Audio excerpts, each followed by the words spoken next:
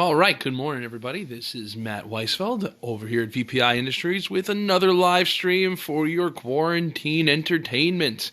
Now, I know things are getting crazier and crazier as far as what's happening with the situation of the world. So today, I figured we'd talk about something exciting, and that's legacy items. And this legacy item that we're looking at today is the HW-19. This is a cool one. Anyone who's come to visit us in the VPI factory, you might have seen this table sitting here. This is a customer's table. He has not yet come in to get it. Now, obviously, due to the current circumstances, for health reasons, he has not come in to get it. But I thought this would be kind of a cool video. One of the messages I got about what our next live stream should be is, hey, Matt, can you do something? I'm paraphrasing, so I apologize if I'm saying what that individual's message was, but basically asking about, legacy product versus current day and how, whether it's backwards compatible or not. Who's making all that noise? Excuse me? Are you eating on the job? Just can't get anything done today, huh?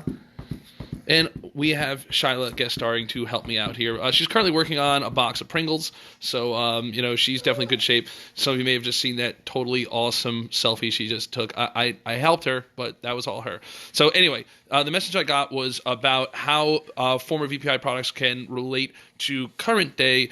And again, this is a customer product that at some point after all of this, I'm sure they'll be able to pick it up.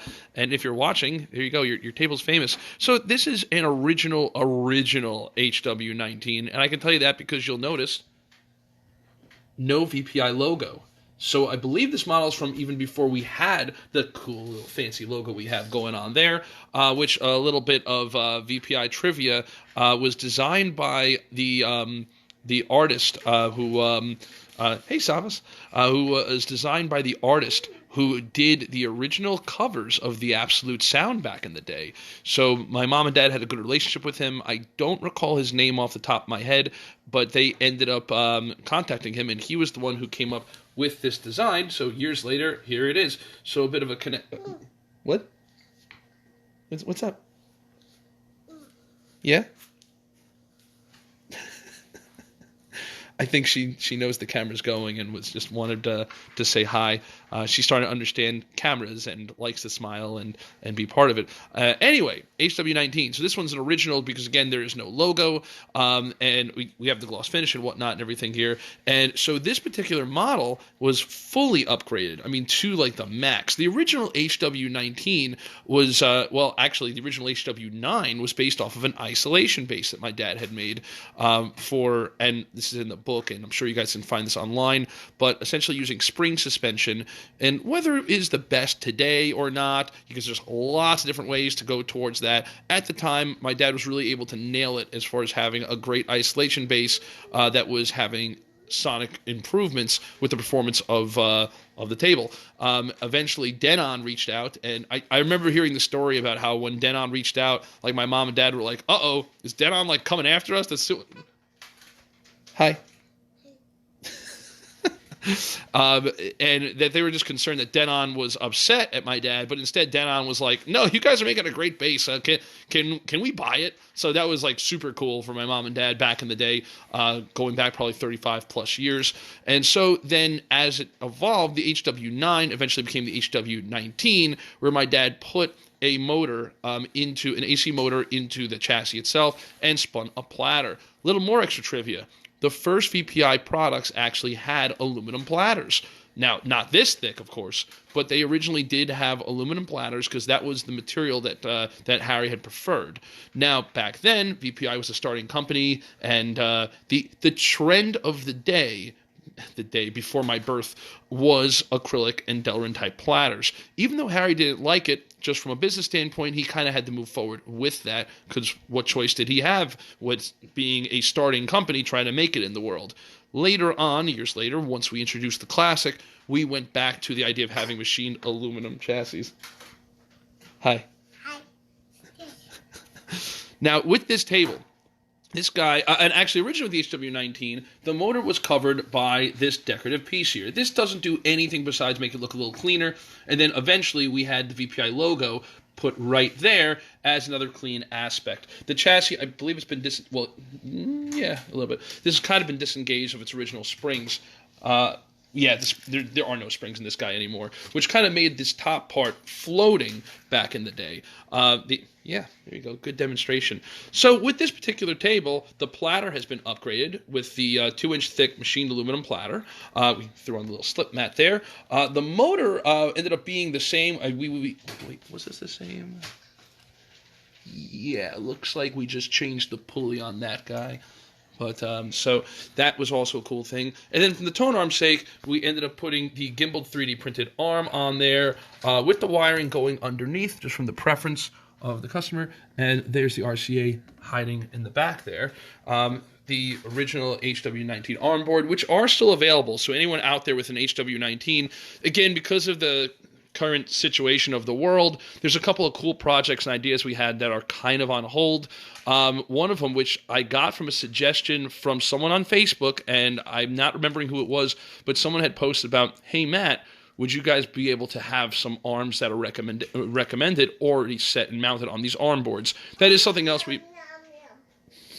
that is something we're planning on doing, so that would be easier. But in general, if anybody is looking for a blank arm board or an arm board cut for an SME, we already have that set for HW-19s. So it's nothing wrong with it. Well, we disagree. Well, let me rephrase that. I mean, obviously, we liked acrylic platters because we were using it for the longest time. The issue with an acrylic platter, though, I mean, if you check an acrylic platter, in the winter versus the summer and do the measurements, you're not going to get the same thing.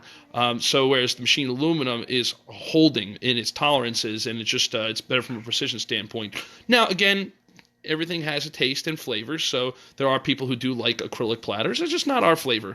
Now, as far as the rest of this table, this one's been retrofitted with HW 40 feet.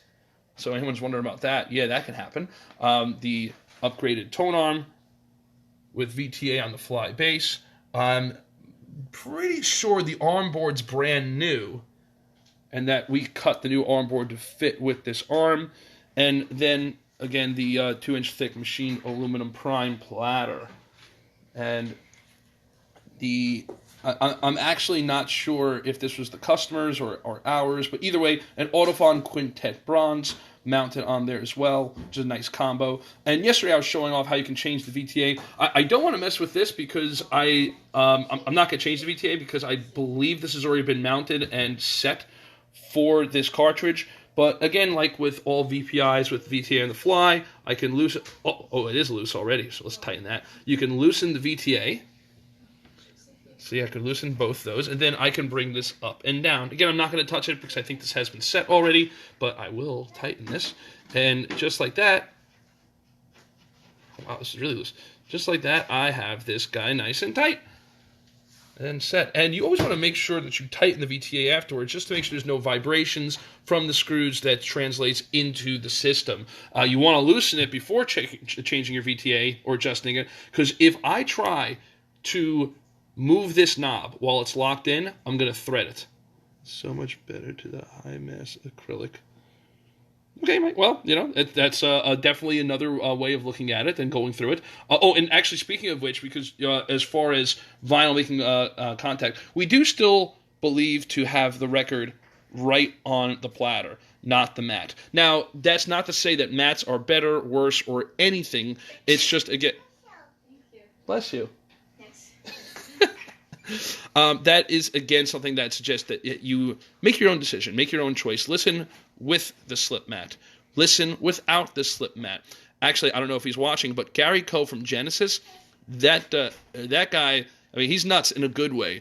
You definitely have to look up, I'll find a link and put it out there, regarding his tape method. He actually puts electrical tape on the platter.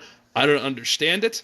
You all could tear it apart or recommend it as you see fit, but it works. We listened to it, and it just works beautifully. Hey, Lamont. Hey, Arnaldo. Let's see where it was. Hey, Jason. So, yeah. Oh, you did notice it by removing it. Yeah. So, again, we sonically like it without. There's a lot of slip mats out there. There's Herbie's. There's I'm blanking on all the names, but different materials as far as like copper mats, leather mats. Heck, our partners over at Shinola have a leather mat, which has its own sound. Not going to say what's better or worse. Again, this is a subjective thing. Like for example, I mean, you may prefer the sound of an acrylic platter, and if that's the case, perfect. Because at the end of the day, you guys are your own best listeners, and it is subjective. And that's not to take away from measurements. Of course, measurements are important, but at the end of the day, if you are happy with the sound you're getting, then you're accomplishing what you should be. Again, I hope everyone is staying safe in the. What's your take on the little rubber ring that comes on the spindle? Comes on the rubber ring that comes on the spindle. So a question, I'm only repeating this because when I post this on YouTube, what happens is the dialogue that's in the video doesn't get captured. So Jason Mantel's asking, what's your take on the little rubber ring that comes on the spindle? Little rubber ring that comes on the spindle. Darn it, Jason, help me out. What are you talking about? Well, anyway, now, actually, there is usually a protective rubber that comes in with the bearings that can be necessary to use. Oh, that rubber ring. Okay, I'm sorry. Actually, we are going to shift over to here. It's probably not on here because we've been doing all sorts of stuff with it. But that little rubber ring that goes on the spindle, that's for the clamp. Because when you press the clamp down, that's to just keep from... If you do it without the rubber ring... When you press this down and tighten it, you're actually pressing it so then the outside of the record is going to warp upwards. By having that ring on there for the clamp, when you tighten it down, and don't be crazy, don't use He-Man strength when you're tightening it, but by having that ring, that kind of just mitigates any possibility of pressing it too hard and making the record bend upward. So, good question there, Jason. My bad on not catching what you meant on that. I believe, though, that you are now rocking, if I'm not mistaken, a periphery ring and a center weight, in which case, don't even use that rubber washer anymore. It's useless, completely unnecessary at that stage.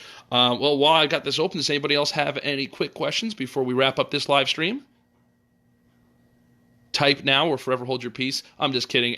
As you guys post things and ask questions, as you can see, I'm trying to do the best I can to post as many videos. I actually have another thing I was about to do, but I also want to try to keep the specific topics locked to that specific video. That way I don't go all over the place. So some of you may have seen some pictures recently posted of a beautiful gloss blue custom prime signature, so I might do another video upon that a little bit later as well. And again, guys, make sure you're all staying safe, washing your hands, quarantine yourselves, or do whatever it is you need to do. What? You want help? I